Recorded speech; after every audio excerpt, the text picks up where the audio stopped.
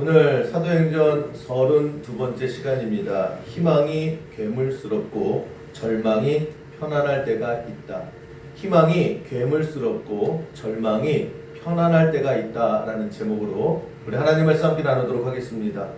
고넬료와 베드로가 만났습니다.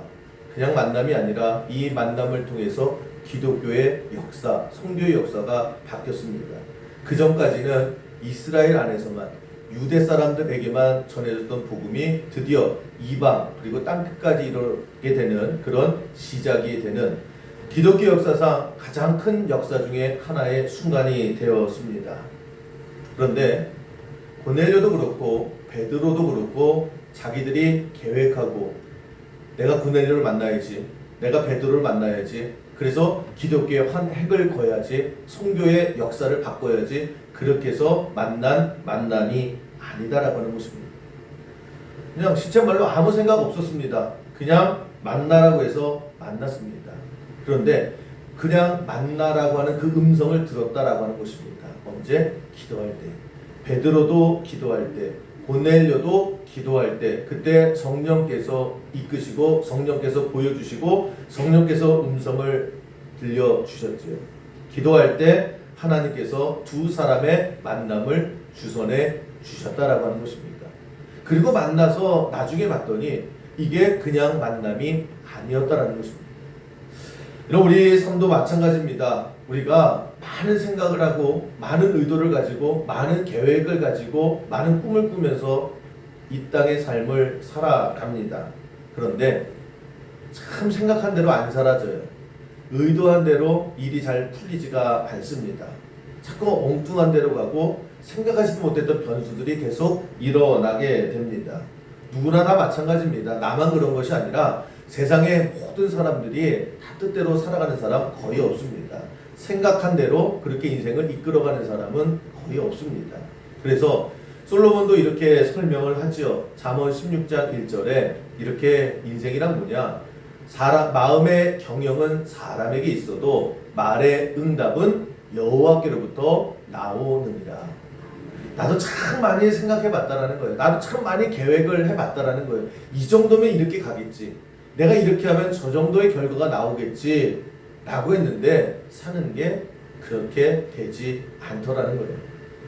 결국 하나님께서 내 인생의 키를 붙잡고 내 인생의 운전대를 붙잡고 나를 이끄시더라. 그러니까 여러분, 우리가 참 계획대로 안 된다고 그래서 자꾸만 내가 실패했다, 인생이 참 어렵다, 그렇게 생각할 필요가 없다라고 하는 것입니다. 사는 게 다 그래요. 나만 그런 것도 아니고. 그래서 믿음이라고 하는 것이 뭐냐? 우리가 어떠한 자세로 살아가야 되느냐? 하나님께서 내 인생을 주관해 주시고 주선해 주신다라는 거예요. 중요한 것은 좋은 방향으로, 잘 되는 방향으로, 살리는 방향으로 나를 이끄신다라고 하는 것입니다. 그래서 다윗이 그 진리를 깨닫고 나서 고백했던 것이, 내가 지금 당장 사막의 음침한 골짜기에 있다 할지라도 이제는 나 더 이상 두려워하지 않습니다. 내가 사막의 음침한 골짜기로 계획해서 여기에 온 게 아닌데 어쩌다 여기까지 오게 됐는데 나는 더 이상 두려워하지 않습니다. 나는 더 이상 떨지 않습니다. 나는 더 이상 한탄하지 않습니다. 그 고백이 언제 일어났느냐? 하나님이 내 인생을 붙들고 계시는구나. 하나님께서 결국에는 나를 좋은 곳으로 이끄시는구나 라고 하는 그 믿음의 확신이 있었을 때, 그때 더 이상 두려움이 없더라는 거예요. 무서울 게 없더라는 것입니다. 저는 이 다윗의 고백이 우리의 삶의 고백이 되기를 주님의 이름으로 간절히 기도합니다. 그래서 이런 만남도 마찬가지예요. 사람이 사람을 만나지 않습니까? 말씀됐습니다. 사람이 사람을 만나지 않습니까? 그 만남을 주선하시는 것도 하나님이에요. 그래서 여러분, 우리가 어떠한 사람을 만나든지 이게 좋은 사람일 수도 있고 안 좋은 사람일 수도 있거든요. 예를 들면 오늘 여러분이 듣는 설교도 마찬가지고, 여러분이 보는 책도 마찬가지고, 여러분이 보는 드라마도 마찬가지고, 여러분이 어떠한 장소를 가게 되든지, 여러분 믿음의 시작은 뭐냐? 믿음의 뿌리는 뭐냐? 이 모든 것이 다 우연이 아니다라는 거예요. 어쩌다가 듣게 된 거지, 어쩌다가 내가 저 인간을 만나서, 어쩌다가 내가 하필이면 이 장소에 와서 라고 하는 것을, 여러분 왜 믿음이냐 하면 그 모든 것들 하나님이 나와 함께 하셔서 내가 이 자리에 있는 거예요. 내가 저 사람을 만나는 거예요. 지금 당장은 이해를 못하겠지요. 지금 당장은 내 뜻하고 다른 거지요. 그러나 여러분 내 인생에 하나님이 함께 하심을 여러분 믿으시기 바랍니다. 하나님이 함께 하셨기 때문에 하나님이 잠깐 한눈 팔다가 네가 왜 글로 가 있냐 이렇게 말씀하시지 않으신다라는 거예요. 졸지도 아니하시고 주무시지도 아니하시고 내 머리칼까지 몇 개인지 세시는 하나님께서 항상 나와 함께 하시고 나를 붙들어 주신다라는 거예요. 그래서 여러분 인생에 믿음이라고 하는 것은 뭐냐? 우연이 아니라는 거예요. 여러분 오늘 우리가 이 시간 예배 드리고 계시지 않습니까? 현장에서 이렇게 예배 드리시는 분도 있고 실시간 밴드를 통해서 예배 드리시는 분도 있고 또 유튜브를 통해서 예배 드리시는 분도 있을 거예요. 여러분 이 오늘 예배가 과연 우연일까요? 어쩌다가 내가 그냥 누구 만나서 아니면 그냥 어쩌다가 내가 여기 와서 예배 드리고 있는 거고 내가 어떻게 하다 유튜브 타고 들어와서 오늘 예배 드리고 이 설교 말씀을 듣는다 라고 하는 것은 믿음의 시각이 아니다라는 거예요.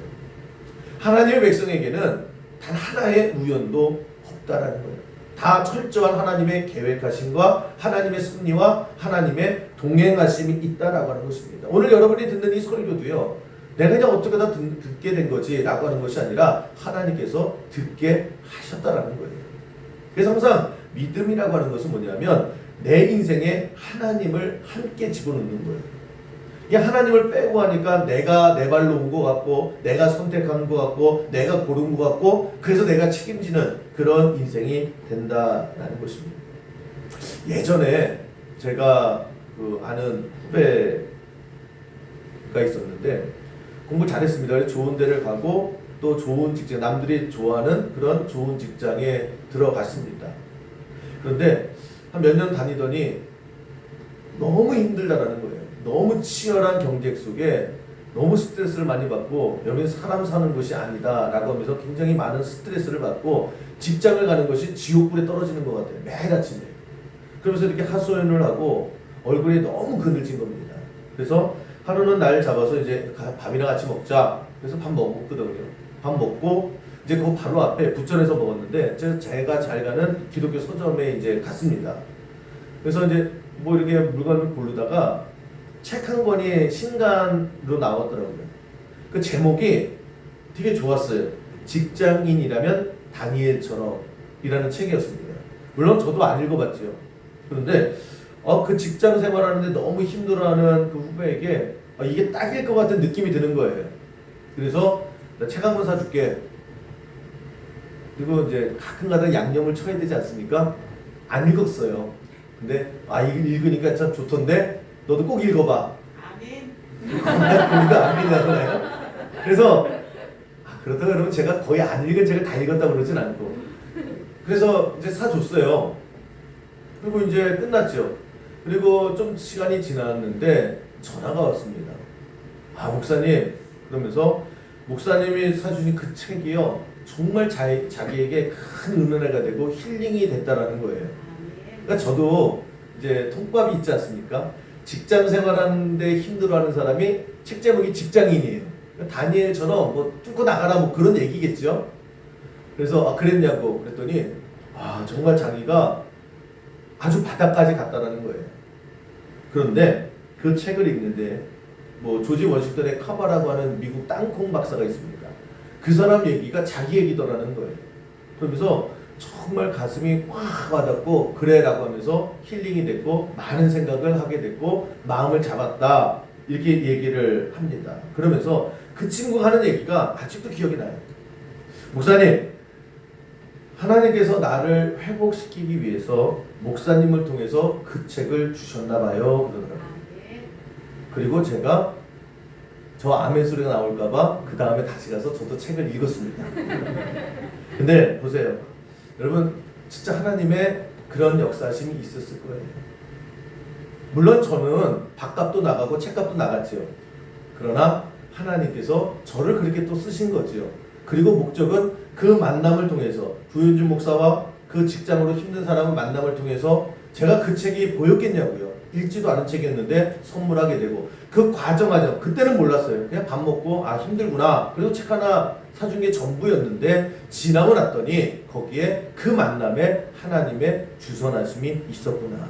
그것을 그 친구의 입에서 그냥 나오게 하시는구나.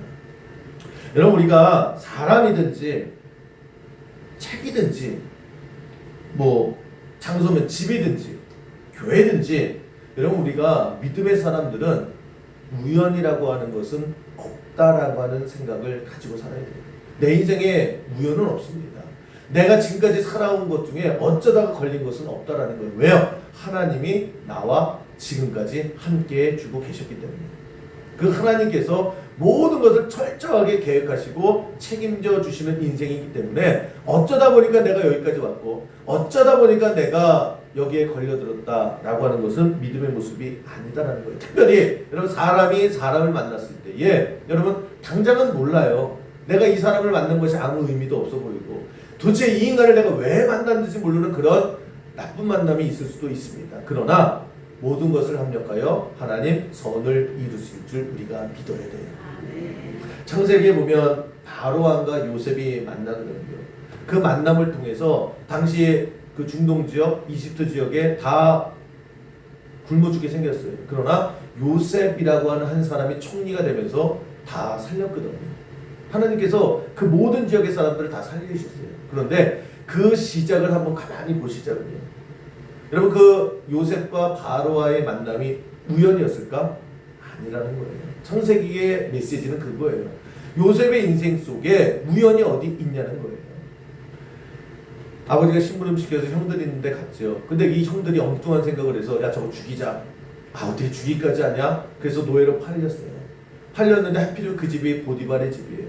보디발의 집에서 또 보디발의 부인을 만나서 또 인생 꼬이죠. 그래서 감옥까지 가고 감옥에서 또 술 맡은 관원, 또 떡 맡은 관원을 만나게 되고 그 과정 13년이라고 하는 그 과정 속에 몇 번의 만남이 있었습니다. 그리고 그 만남이 마지막은 요셉과 바로와의 만남이었죠.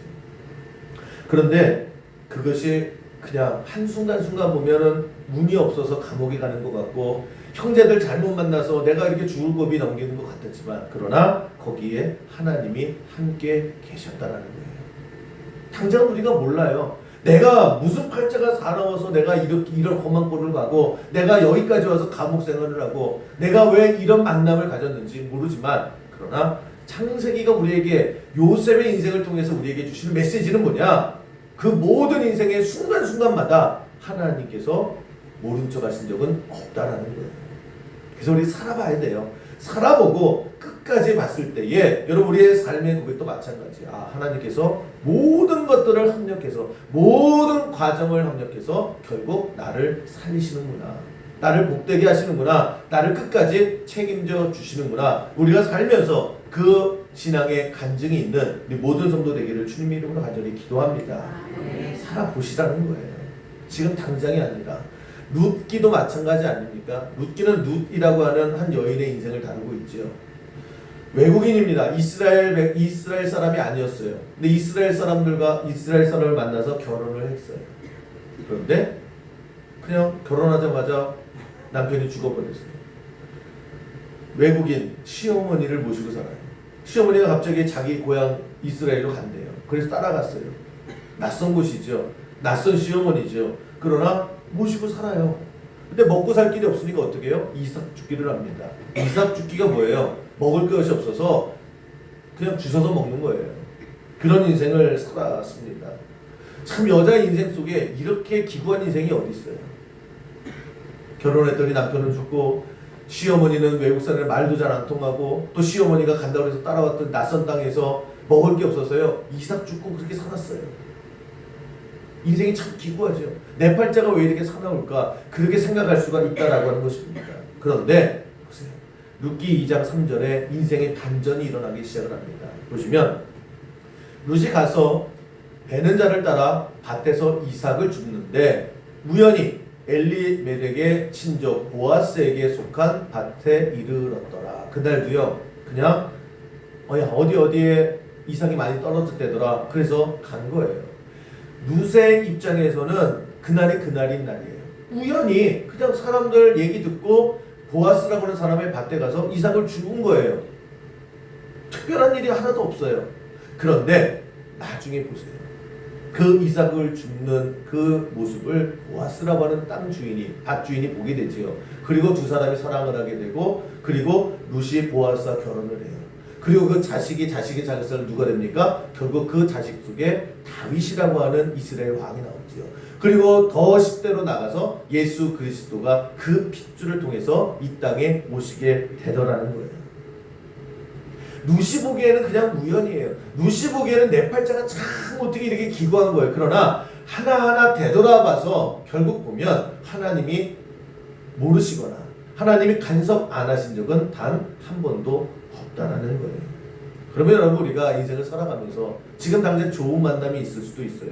지금 당장 이 만남이 아리까리한 만남도 있어요. 그럴 때에 여러분, 우리가 중심을 붙잡아야 될 것이 뭐냐? 내 인생 나 혼자 살아가는 것이 아니다라는 거예요.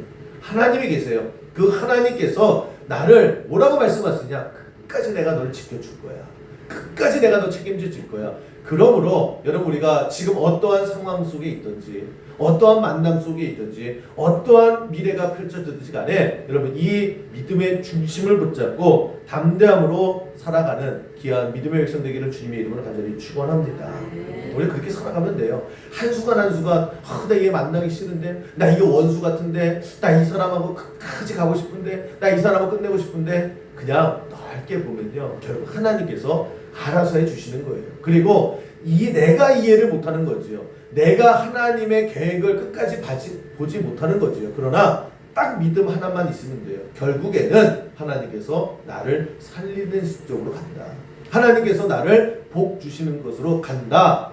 내가 좀 부족해도 상관없어요. 내가 말을 잘 안 들어도 상관없어요. 내가 여러 가지 많은 것들이 아직 안 돼도 상관없어. 하나님께서 이렇게 만드시고 저렇게 만드시고, 때로는 어울리시고 때로는 엎어서라도 내 인생을 끝까지 책임져 주실 줄 믿습니다. 그래서 믿음이 중요한 거예요. 그래서 살아볼 만한 인생이다라는 거예요. 죽겠다 망했다. 왜요? 믿음이 없어서 그래요. 여러분, 하나님 옆에다 두고요, 난 매일마다 망했대요. 매일마다 내 인생은 기구화돼요. 내 인생은 매일마다 이따위 만남밖에 없대요. 하나님께서 빈틈없이 계획을 세워서 나와 함께 가시는데, 여러분, 우리는 하나님 좀 그만 섭섭해했으면 좋겠어요. 얼마나 섭섭하게, 사람 옆에다 두고 이렇게 해도 섭섭한데 하나님을 옆에 계시는데 우리 매일마다 못 믿겠대요. 매일마다 망하겠대요. 이거 안 될 것 같대요. 내 감이 항상 틀리지 않을 것 같대요. 여러분, 여러분의 감, 여러분의 느낌, 여러분의 경험, 여러분의 생각이 믿음 안에서 꼬꾸라지는 역사가 일어나기를 주님의 이름으로 간절히 축원합니다. 그럼 미국의 그 미국의 백화점이라고 하는 것을 이제 열었던 워너메이커, 워낙 유명한 사람이지요. 사업도 성공했고, 인생도 성공했고, 믿음도 성공했던 정말 훌륭한 인생을 살아간 사람입니다. 은퇴를 하고 이제 한 기자가 이제 이 워너메이커를 찾아가서 물었대요. 회장님은 참 성공적인 인생을 사셨습니다. 회장님의 인생의 신조가 뭡니까? 인생의 기준이 뭡니까? 라고 물었을 때 이 워너메이커가 나에게는 4가지의 신조가 있다고, 딱 4가지 붙는 기둥이 있다고, 그거를 4T. 그러니까 우리도 한국말 앞에 이렇게 떼서 이렇게 말 만들잖아요. 미국 사람도 그런 것 같습니다. 자기에게는 4T가 있다고 그러면서 설명을 해주더래요. 앞에 이제 T자로 시작하는 거예요. 첫 번째는 think, 생각하는 거. 생각하고 살아야 된다는 거예요. 두 번째는 try, 실천하는 거, 시도하는 거. 세 번째는 toil, 땀 흘리는 거, 애쓰는 거. 네 번째, trust in God, 하나님을 믿고 사는 거. 자기는 이 4가지를 꽉 붙잡고 이 4가지의 삶의 신조를 가지고 살았다, 이렇게 얘기를 합니다. 여러분, 이게 굉장히 중요한 거예요. 여러분, 우리가 생각하고 살아야 됩니다. 생각 없이 감으로 살다가는 항상 꼬꾸러지게 되어 있습니다. 그래서 이리 재보고 저리 재보고 이렇게 궁리하고 저렇게 궁리하고 생각하는 시간이 많아야 돼요. 여러분, 몸이 결정하기 전에 늘 생각을 해야 돼요. 그런데 이 생각이라고 하는 것이 지식으로 하는 거 아닙니다. 머리로 하는 거 아니에요. 여기서 우리가 늘 함정에 빠져요. 우리는 계산기 놓고 내가 이렇게 하면은 얼마가 남고 이렇게 하면은 어떻게 되고 내 인생을 자꾸 설계하지요. 그런데 우리가 살아보면 알잖아요. 내 생각대로 안 돼요. 답답한 거죠. 생각 하나면요. 생각해서 신중했는데 근데 그렇게 안 사라지는 걸 뭘 생각을 해요? 여러분 생각 속의 뿌리는 뭐냐면 지식이 아니라 성경은 뭐라고 얘기합니까? 지혜가 있어야 됩니다. 생각 속에 하나님께서 준 지혜가 임해야 되는 거예요. 지식 갖고 살아가는 게 아니죠. 지혜가 뭐예요? 쉽게 얘기하면 이게 똥인지 된장인지 분별력을 갖는 거예요. 이게 진짜 맞는 건지 아닌지, 이게 참인지 거짓인지를 분별할 수 있는 생각이 지혜라는 거예요. 그래서 여러분 그 지혜를 언제 주시느냐? 하나님 앞에 기도할 때요. 그래서 매일 교회에서 끊임없이 여러분에게 기도해야 됩니다. 쉬지 말고 기도해야 됩니다. 왜요? 기도가 하나님과 나의 생각의 공유 시간이에요. 그래서 하나님께서 나에게 생각을 정리하게 하시고 내 눈을 뜨게 하시고, 그래서 여러분 새벽 기도하는 사람들 늘 제가 입이 다르고 말이 마르고 닳도록 설명하는 게 뭡니까? 새벽 예배를 하는 사람 인생치고 실패하는 사람이 없습니다. 인생을 성공하고 싶으면 새벽 예배해야 됩니다. 왜요? 매일 아침마다 하나님 앞에 예배하고 하나님 말씀 듣고 하나님께서 주시는 생각의 정리를 통해서 뭘 주세요? 지혜를 주시는 거예요. 그 지혜를 가지고 생각할 때에 여러분 인생에 안전하다는 거예요. 기도하시라고요. 새벽 예배 평생을 하시라고요. 여러분 그럴 때에 인생에 헛발질을 안 해요. 인생에 엉뚱한 것을 하는, 정말 똑똑한 사람인데 어처구니 없는 결정할 때가 있지 않습니까? 왜요? 그 사람이 똑똑하지 않아서가 아니에요. 지혜가 없어서 그래요. 지혜. 저는 새벽 예배마다 또 하나님 앞에 기도하는 여러분들에게 하나님께서 주시는 그 지혜로 생각에 정리할 줄 아는, 이것이 진짜인지 아닌지를 분별할 수 있는 분별력 갖고 살아가기를 간절히 기도합니다. 그리고 두 번째, 참 믿음의 말을 하는데 자기도 이 원어원 메이커도 항상 기도했다라는 거예요. 기도하고 생각하고, 그럼 하나님께서 지혜를 주실 때 아 이거다라고는 확신이 있었을 때 두 번째 트라이 하라는 거예요. 시도해라. 그냥 그리고 주저앉지 말고 하라는 거예요. 여러분 생각만 하고 기도만 하고 거기서 멈추는 사람들이 의외로 굉장히 많아요. 기도는 참 많이 해요. 그래서 하나님 주신 지혜가 많이 쌓여요. 하나님의 은혜가 많이 쌓여요. 그런데 기도만 하고 끝나는 사람들이 정말 많이 있습니다.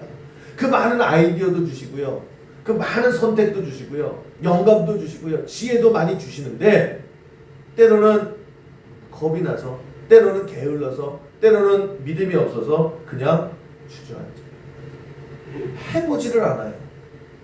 하나님께서 그렇게 밀어주시는데요. 그냥 으악 하다가 주저앉고, 할까 기지개 피다가 주저앉고. 트라이 해보라는 거예요. 해보라. 여러분 기도로 확신을 주시면 여러분 지체 없이 멈춤 없이 시도해보는 것, 이게 중요하다는 거예요. 하는 거예요. 믿음은 하는 거예요. 그냥 고개 끄덕거리고 그냥 있는 것이 아니라 하는 거예요.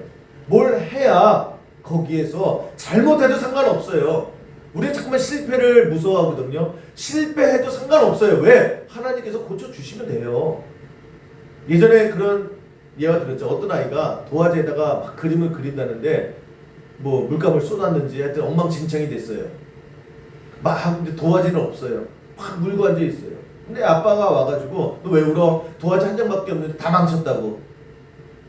그랬을 때 그 아빠가 화가예요. 괜찮아. 그리고 대충 이렇게 했더니 작품이 되더래요. 여러분 우리가 물감 쏟아도 괜찮아요. 뭐 시도하다가 안 돼도 상관없어요. 하나님께서 뒷책임져 주신대잖아요. 우리 그 믿음 갖고 살아가면 되는 거 아닙니까?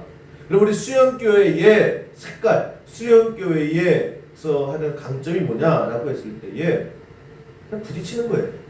부딪혀 보는 거예요.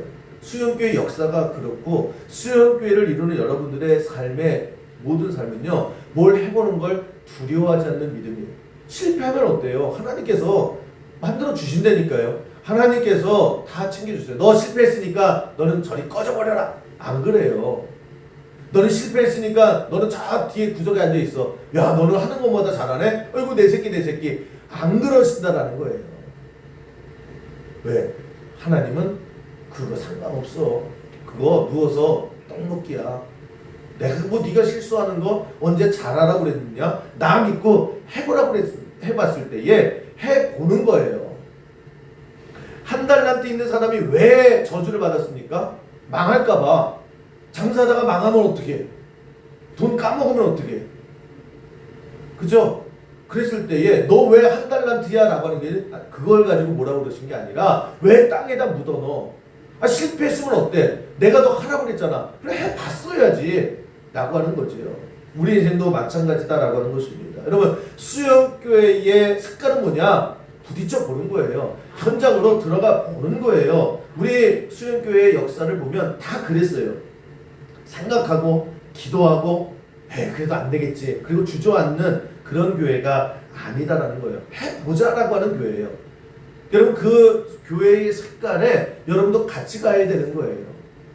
제가 한번 가만히 생각해 봤어요. 다 해보는 거예요.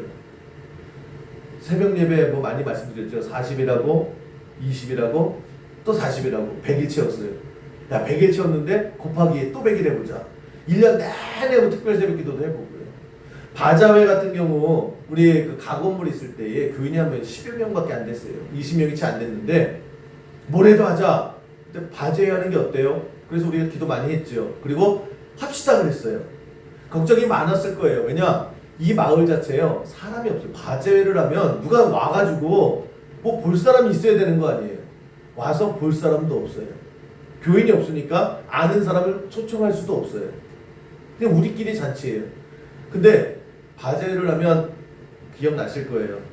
이렇게 매대라도 있어야 될 거 아니에요. 예전에 여기 빌라 없을 때는 다 땅바닥이었거든요. 그러니까 돗자리를 펴놓고요. 그 땅바닥 돗자리에다가 물건을 쫙 펼쳐놨어요. 물건은 제대로 있습니까? 입다 남은 잠옷바지, 뭐 냄비 막 이런 거 뭘 해도 안 되죠. 그런데 했다고요. 실패했을까요? 성공했을까요? 실패했어요. 뭘 누가 만들고 누가 온다고. 그냥 우리끼리 잔치했어. 우리끼리 하나도 안 돼서 여러분 예전에 다니시면 생각할 거예요. 아니 판을 깔아놨는데 아무도 없는 거예요. 당연하죠. 이 마을 자체가 사람이 오지 않는데. 그래서 이제 걷어. 그리고 뭐 했냐면 우리 체육대회 합시다. 그래가지고 뭐 4명이서 발 묶고 동네 한 바퀴 막 그런 거 했대요. 그 바자회에 성주 사람이 없어서. 그런데 그거 봐요. 안 된다고 그랬잖아요. 라고 하는 교인이 하나도 없었어요. 우리 수영교회가 그래요. 내년 그 다음에 했을까요? 안 했을까요? 했어요. 성공했을까요? 실패했을까요? 성공했어요. 또 실패했어요. 하는 족족 실패해요. 아니 이 마을에 여러분 땅바닥에 돗자리 펴놓고 뭐 물건이 있습니까? 그런데 했어요. 또 했어요. 또 했어요. 그런데 뭐가 바뀌느냐? 이제 바자회자라고 하면 수영교인 치고 무서워하는 사람 없어요. 누가 오냐고 그렇게 의심하는 사람 없어요. 그냥 하는 거예요. 생각이 없어져요. 그냥 하는 거예요. 그 별걸 다 했거든요. 산악회를 또 만들었어요. 교인 막 수명도 안 되는데 막 산악회를 또 만들어가지고 예배 끝나면 밥 먹고요. 방 딱 치우고 그다음에 우리 산악회 갑시다. 오예배 무슨 오예배입니까? 다 그 사람이 그 사람인데 그래서 산 갑시다 그래가지고요. 예배 끝나면 산 갔어요. 그때 막 60대 70대도 있었고 뭐 권재현 선생이 초등학교 1, 2학년이었고 저 큰애는 이제 돌막 지난 애예요. 그러면 이제 배낭같이 생긴데 이제 딱 없고 만수산 가고 소래산 가고 막 그랬다고요. 하는 거예요. 그게 나쁜 게 아니잖아요. 하는 거예요. 하면서 우리 믿음 얘기도 하고 하는 거예요. 여러분 수영교회 여러분 적을 두고 하나님께서 여러분들을 수영교회 보내주셔서 우리가 한 가족이 된 줄로 믿습니다. 그러면 수영교회 색깔에 맞춰서 여러분 인생도 시각도요 하는 인생이 해보는 거예요. 해보는 것을 무서워하지 않는 그런 교회와 여러분 되기를 주님의 이름으로 간절히 기도합니다. 그게 자신감이 언제 있어요? 기도할 때. 그래서 기도하시라는 거예요. 그냥 악으로 깡으로가 아니라 기도하고 또 기도하고 또 기도하고 그래서 하나님께서 주신 지혜와 확신 속에 이거다라고 하면 더 이상 재는 게 아니에요. 가는 거예요. 여러분 교회학교 찬양단 한다고 그러잖아요. 쉽지가 않아요. 아이들 한다고 그랬다 안 한다고 그랬다 분명히 그럴 거예요. 악기도 다 사야 되죠. 여러 가지 많은 어려움이 있어요. 그러나 할 거예요. 할 거예요. 했을 때에 모르죠. 그러나 하나님의 역사가 그 가운데 반드시 임하게 될 줄로 믿습니다. 3월 10일도 마찬가지예요. 이미 광고 나갈 때 아니 나는 안 가. 찍어볼까요? 제가 여기 안내하고 내 관심법으로 여러분 마음을 하나 다 찍어볼까요? 아유 나는 아니야. 그래도 할 거예요. 안 된다고 하는 것이 아니라 여러분 하세요. 그게 트라이예요. 트라이. 그 기준은 뭐냐? 믿음이에요. 아니 하나님이 하라고 문 열어주셨으면 문 확 열고 가보는 거예요. 왜 이렇게 뭘 무서워하세요? 아니 남자 여자 청춘이 만나서 막 사랑을 하는데 이게 어떤 만남일까요? 만나보면서 생각하세요. 만남도 전에 결혼할까요? 안 할까요? 만나보시는 거예요. 그냥 가는 거예요. 할 때에 딱 믿음 하나만 있으면 돼요. 이리 가도 저리 가도 하나님이 여러분 함께 하실 줄로 믿습니다. 잠깐 뭐 헛발질하면 어때요? 하나님께서 붙들어 주셔서요. 안 넘어져요. 그래서 세 번째 토일 땀 흘리라는 거예요. 애쓰라는 거예요. 기양이 할 거. 그래서 확실히 하시고요. 적극적으로 땀 흘리 뭘 하든지 간에 땀 흘리도록 그렇게 열심히 하시면 돼요. 직장 생활이든 연애든 공부든 찬양대든 봉사든 그래서 해보시라는 거예요. 그리고 마지막 Trust in God. 하나님에 대한 믿음을 가지고. 이 워너베이커가 그 얘기를 하는 거예요. 내가 그렇게 열심히 했는데 그래도 뜻대로 안 되는 게 많이 있더라. 그런데 흔들리지 않았던 것 딱 하나. 하나님 나와 함께 하심을 믿으니까. 여러분 어차피 인생이 내 뜻대로 안 돼요. 내 생각대로 안 돼요. 그러나 내 인생을 하나님께서 붙들고 계시는 거예요. 그 하나님에 대한 믿음이 있을 때에 어떠한 만남이 있든지 간에 어떠한 장소에 있든지 간에 여러분 흔들림 없이 두려움 없이 하루하루를 도전하고 하루하루를 해보고 하루하루를 열심히 문을 열고 나아가는 믿음의 백성 되기를 주님의 이름으로 간절히 축원합니다. 하려면 열심히 하는 거예요. 기양하면 여러분 그 오늘 24절 보세요. 고넬료의 신앙이 뭐냐면 이튿날 가이사랴에 들어가니 고넬료가 그의 친척과 가까운 친구들을 모아 기다리더니 베드로 가서 만나라 라고 했을 때에 아멘 그랬다고요. 아멘. 그리고 쭈삣쭈삣 간 게 아니에요. 하나님이 만나라고 하셨을 때에 어떻게 나만 가냐? 복음 들러 가고 내가 예수님 제자 만나러 가는데 그러면서 어떻게 해요? 친척들 가까운 친구들 다 불러가지고 야 가자 그러고 갔다는 거예요. 얼마나 적극적입니까? 하려면 이렇게 하는 거예요. 머리 긁고 쭈삣쭈삣하고 그냥 베드로 만나긴 하겠는데 만나서 무슨 일이 있을까? 그게 아니라요. 야 가자. 하나님께서 만나라고 하신다. 아들, 며느리, 손자, 친구들 다 끌고 가서 가는 이 적극성. 여러분 이 모습이 신앙생활 속에 나와야 되는 거예요. 좀 끌려가는 신앙생활 하지 마세요. 하려면 제대로 하시는 거예요. 지난주에 우리 윷놀이 했잖아요. 제가 이혜종 지사님이랑 같은 편이고 이제 우리 세신자 나정혜 권사님하고 강영수 권사님하고 이제 준결승에서 붙었단 말이에요. 야, 강영수 권사님 몸살을 앓으셨대요.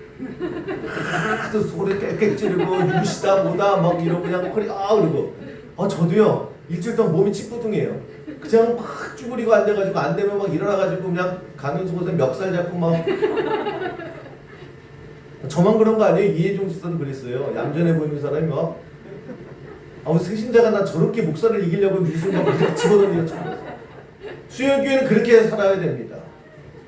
윷놀이 하면 목사가 어디 있어요? 이기려고 하셔야 되는 거예요. 머리 극적극적하지 말고 그게 믿음의 길이다라고 하면 여러분 과감히 도전하시고 나아가야 되는 거예요. 자꾸 우리가 이렇게 핑계를 대고요 멋쩍어 하고요 아니 하나님이 나 믿고 좀 가자라고 했으면요 저 고넬료 같은 모습이 있어야죠. 왜 머리 굵고요 그냥 끌려온 척하고 그러면 안 된다는 거예요. 여러분 밥 위랜드라고 하는 미국 사람 유명하죠. 월남전에 참여했다가 지뢰 잘못 밟아서 두 다리가 다 날아갔어요. 그게 뭐 저기 허벅지까지 다 날아간 거예요. 예전에 우리 시장에 가면 재래시장 가면 그 다리 없으신 분들 있잖아요. 그래서 고무 같은 거 이렇게 잔뜩 끼고 찬양 하면서 질질 리어가 끌고 있는 분들 그렇게 살았다고요. 근데 이 사람이 처음에는 많이 실망도 하고 낙심도 했죠. 그런데 내가 이렇게 살면 안 되겠다 라고 하면서 한 것이 마라톤이에요. 마라톤에 다 나갔습니다. 그리고 그 세상에 소개가 된 것이 뭐냐면 1982년도에 이 사람이 이제 미국 대륙 횡단을 하겠다 이렇게 얘기하는 거예요. 그래서 미국 이쪽 끝에서 뉴욕에서 워싱턴 DC까지 내가 가로질러서 내가 마라톤으로 뛰겠다. 그러면서 세상에 여러 가지 많은 낙심한 사람들 나보고 희망 가지라. 내가 해내겠다. 라고 시작을 했어요. 해냈습니다. 3년 8개월 동안 계속 비가 오나 눈이 오나 계속했어요. 그래서 총 4,454km를 이 사람이 달린 게 아니죠. 질질 끌은 거죠. 끌어서 했어요. 처음에 많은 사람들이 거기 감동을 해서 나도 같이 하겠습니다. 나도 같이 하겠습니다. 포레스트 검프 보면 막 뛰는데 옆에서 막 같이 뛰어주는 사람들이 있거든요. 많은 사람들이 동참을 했다고요. 그런데 3년 8개월 만에 완주한 사람은 이 밥 위랜드 한 사람만 완주를 해버렸어요. 멀쩡한 사람들 다 나가 떨어졌습니다. 이게 많이 소개가 됐는데 우리나라에도 소개가 됐고 그 얘기를 듣고 우리나라에 그 김승희 시인이 있거든요. 이 시인이 그 사람의 밥 위랜드의 그 스토리를 쭉 보면서 감동을 받은 거예요. 그래서 이 밥 위랜드의 스토리를 가지고 시를 쓴 게 뭐냐면 너를 만나고 싶다라고 하는 시집을 냈어요. 거기서 이제 두 팔과 엉덩이 그리고 배로 질질 끌면서 4년 가까운 시간 동안에 4,400km를 질질 끌은 그거를 결국 해내는 저 사람의 그 힘이 어디서 났을까? 그걸 질문을 해요. 저 사람은 도대체 멀쩡한 사람들도 다 나가 떨어졌는데 저 사람은 어떻게 저렇게 해냈을까? 저 사람이 그렇게 해낼 수 있게끔 한 힘이 뭘까라고 했더니 희망이더라는 거예요. 희망. 그러면서 이 시인이니까 이렇게 표현을 하더라고요. 오늘 설교 제목이 이 김승희 시인의 표현을 제가 빌려온 거예요. 때로는 희망이 괴물스럽고 절망이 편안할 때가 있다. 저기에 딱 와닿더라고요. 보세요. 희망을 갖고 있으면 포기를 하지 않아요. 포기하진 않으니까 해보려고 해요. 해보려고 하는데 만만치가 않거든요. 깨지고 넘어지고 반대 부딪히고 태클 걸리고 근데 끝까지 해내는 사람 보세요. 이 밥 위랜드 같은 사람 보세요. 그냥 배로 질질 끌고 4년 가까운 시간 동안에 해냈거든요. 그런데 그 해내는 모습을 보면요. 괴물 같아 보이는 거예요. 머리 흥그러지고 침 질질 흘리고 콧물 흘리고 막 먼지 뒤집어 쓰고 괴물이 따로 없어요. 그런데 희망을 갖고 그 세상의 물줄기에 역류하면서 끝까지 해내는 사람은 오히려 피 터지고 까지고 넘어지고 상처받고 완전히 괴물과 같은 모습이더라는 거예요. 반면에 이거 안 돼. 이거 힘들어. 포기하는 사람들을 가만히 보면요. 오히려 편안해 보여요. 에이 이제 끝났는데 뭘. 이제 더 이상 안 하는데 뭘. 오히려 얼굴이 편안하대요. 여러분 오늘 절망 속에서 그냥 안 되는 거니까 아유 글렀으니까 그리고 포기해서 편안한 얼굴로 살아가시는 여러분이 아니라 괴물 같은 얼마나 힘들어요. 역류하는 거예요. 물줄기를 가르면서 아니면 때로는 칼로 질질 끌면서라도 희망이라고 하는 하나님께서 나와 함께 하시고 하나님께서 내 인생을 통해서 이루어 주신다라고 하는 희망을 가지고 살아갈 때요. 여러분 많이 넘어질 거예요. 괴물처럼 돼 괴물처럼 만신창이가 될 수 있어요. 그러나 위랜드 같이 끝까지 절망하지 않고 해내는 우리 수영기 여러분 되기를 주님의 이름으로 간절히 축원합니다. 기도하셔야 되고 해보셔야 되고 하려면 제대로 하셔야 되고 그 과정 중에 흔들릴 때마다 하나님 믿으시라는 거예요. 여러분 우리 자꾸만 왜 안 된다고 그래요? 돈 없다고 날마다 나는 돈이 없어. 나는 자꾸만 좋은 아파트에 평수 늘리고 계속 그러는데 나는 돈이 없어. 나는 돈이 없어. 나는 전세값도 없어. 나는 전세값 올려줘야 돼. 나는 가진 게 하나도 없어. 그래도 두 달이 없는 것보다 가지고 계시잖아요. 그렇지 않습니까? 두 달이 없는 사람도 그렇게 힘들잖아요. 나는 몸이 약해. 나는 몸에 질병이 있어. 나는 뭐 장애가 있어. 두 달이 없는 장애보다는 멀쩡하잖아요. 근데 우리는 너무 쉽게 포기를 하고요. 쉽게 포기를 해서 너무 편안하게 살아가요. 그 모습이 아니라 여러분 하나님께서 우리에게 주신 게 얼마나 많아요. 그걸 붙잡고요. 여러분 어떤 만남을 무서워하지 마세요. 어떠한 장소를 무서워하지 마세요. 겁부터 먹지 마세요. 하나님 내가 실수할 수도 있어요. 그러나 요만한 실수예요. 인생 망치는 실수 아니고 하나님께서 너 망쳤으니까 네가 알아서 해라고 하는 게 아니래잖아요. 하나님 믿음 안에서 도전하시고 기도하시고 확신을 가지고 나아가서 하나님의 그 뜻을 이루는 그것이 나는 지금은 몰라요. 그러나 고넬료처럼 그 모습 속에서 기독교의 역사를 바뀌듯이 여러분을 통해서 하나님께서 그렇게 이끌어 나가게 하실 줄로 믿습니다. 그렇게 나아가는 저 넓은 바다로 향해서 겁 좀 가지지 마시고요. 자꾸만 쪼들지 마시고요. 자꾸 머리로 그냥 계산기 두들겨서 그냥 주저앉지 마시고 저 바다를 향해서 나아갈 수 있는 우리 수역의 모든 성도 되시기를 주님의 이름으로 간절히 축원합니다.